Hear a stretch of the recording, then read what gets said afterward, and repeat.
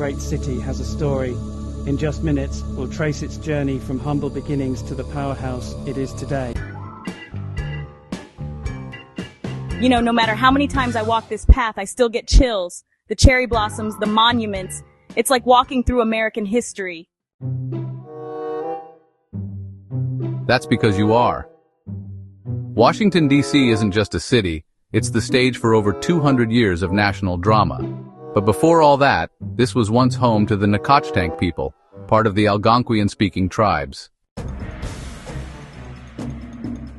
Right, and it wasn't even always called Washington. The area was picked by George Washington himself, thanks to the Residence Act of 1790. It was carved out of land from Maryland and Virginia, though Virginia's portion was later returned. That little triangle became the District of Columbia. And the name Washington? That came later, honoring George, of course, though the federal city wasn't officially named until 1791. Pierre-Charles L'Enfant designed it with grand boulevards and symbolic sightlines. Think Champs-Élysées meets neoclassical democracy. I love that. And even though it started as a swampy political project, it grew fast. It burned during the War of 1812.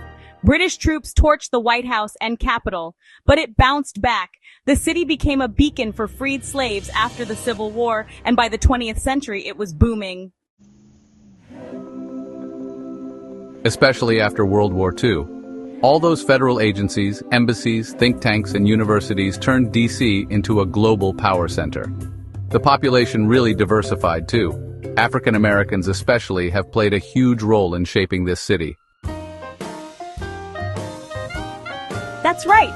D.C. was known as Chocolate City for decades. And while gentrifications changed the landscape, it's still rich with black culture. Go-go music, Howard University, historic U Street. The rivers help too, the Potomac and the Anacostia. The Potomac is iconic. Think of it as DC's lifeline. The Anacostia, though, has had a rougher time, but lately it's seeing some serious environmental revival.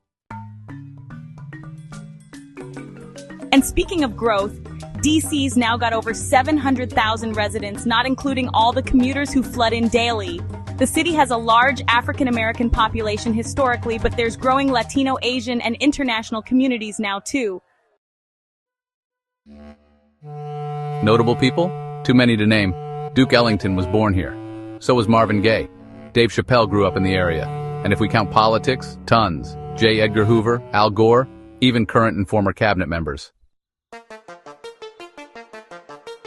You know, it's got this strange dual role, capital of the United States and also this vibrant local city with real neighborhoods. Adams Morgan, Shaw, Georgetown, Capitol Hill, each with its own vibe. It's also a cultural capital.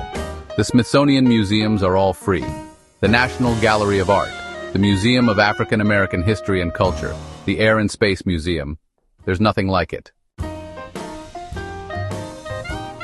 And don't forget the Kennedy Center. Music, theater, ballet, it's world class. And sports too. The Washington Wizards, Nationals, Capitals, and Commanders. Plus, soccer's growing big with DC United. Let's talk food though. You've got iconic half-smokes at Ben's Chili Bowl, Ethiopian at Dukem or Churcher, soul food at Florida Avenue Grill, and, fancy bites at Le Diplomate, Maidan, or Rose's Luxury. Oh, and mumbo sauce on everything. And all those milestones. Lincoln's Emancipation Proclamation in 1863, the 1963 March on Washington with Martin Luther King Jr.'s I Have a Dream speech, Obama's inauguration, the Capitol riot in 2021.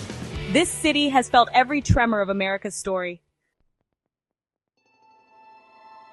DC has always had to fight to define itself. No voting representation in Congress, but it carries the nation's burden. It's both symbol and substance, at once sacred and mundane. That's what I love most. It's not just monuments and marble, it's messy, passionate, alive. It's the heart and conscience of America. A city that whispers, shouts, and sings the history we're still writing. and somehow still finds time to bloom every spring. Thanks for watching. If you enjoyed this journey through time, don't forget to like, share, and subscribe for more city histories from around the world. Who knows, our next video might just be about your city. Stay tuned.